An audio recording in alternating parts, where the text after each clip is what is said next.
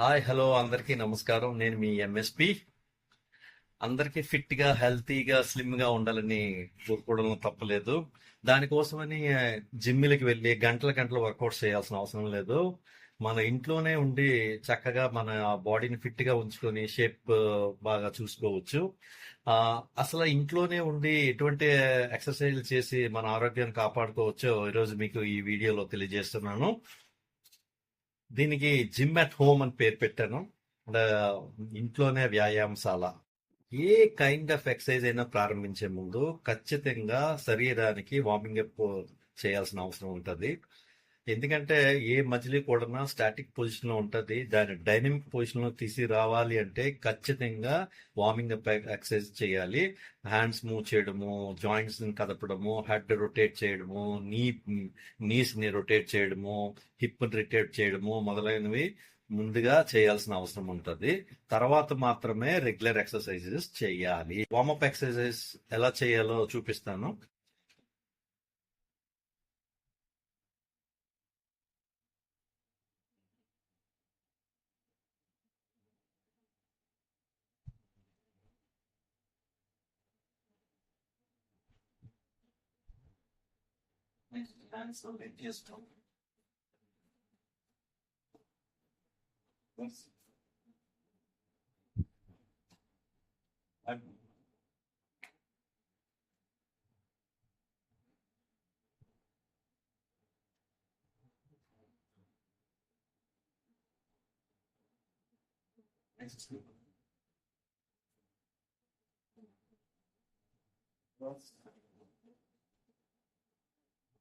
Sides and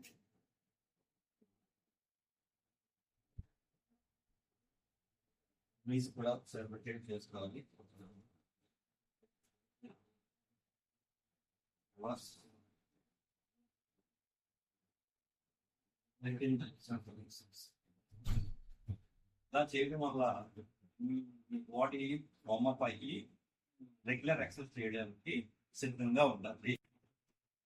తర్వాత ఇంట్లోనే ఏ ప్రదేశాల్లో ఏ ఏ రకమైన ఎక్సర్సైజ్ చేయడం వల్ల మన ఆరోగ్యానికి ఫిట్ గా ఉంచుకోవచ్చు అన్నది ఒక్కొక్క ప్లేసెస్ చూపించి మీకు ఎక్సర్సైజెస్ ఎలా చేయాలన్నది మీకు చూపించడం చేస్తాను.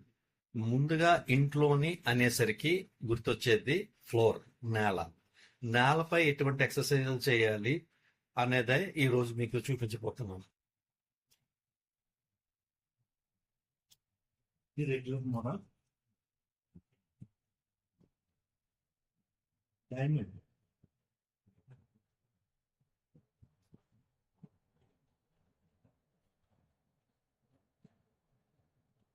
రాంగ్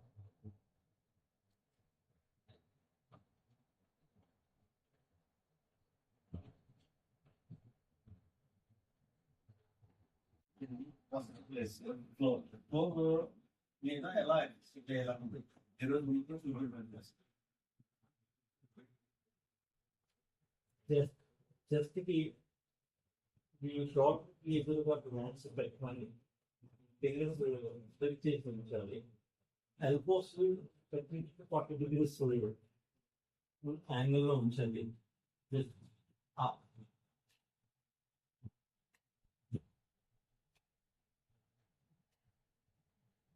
ఇది రెగ్యులర్ ఎక్సర్సైజ్ అంటే ఇది ఏ పరిస్థితులైనా ఎప్పుడైనా చేసుకోవచ్చు. బాడీ స్ట్రెంత్ అవ్వడానికి దీంట్లో చాలా రకాల మోడల్స్ ఉన్నాయి. జస్ట్ ముందుకు వచ్చేస్తే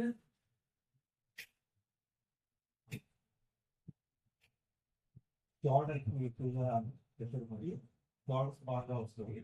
కాబట్టి బ్యాక్ చేస్తే